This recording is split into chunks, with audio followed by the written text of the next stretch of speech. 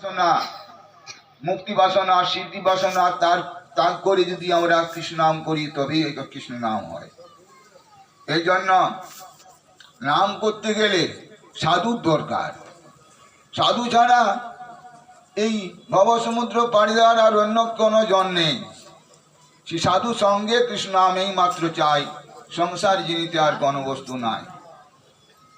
তাই কপিল দেব মা দেবতীকে বললেন, দেবতী যখন বলল, বাবা কপিল, আমি তো নারী জাতি, আমার জ্ঞান গম্ভী কিছু নেই, সংসারে হাবুডুবু খাচ্ছি, বাবা কি করে সংসার থেকে উদ্ধার পাবো, তুমি বলে দাও আমাকে।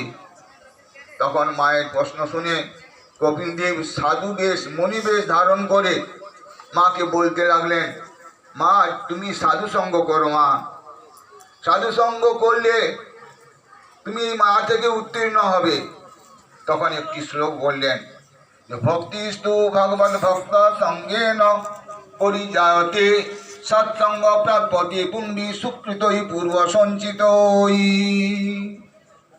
জানো মা,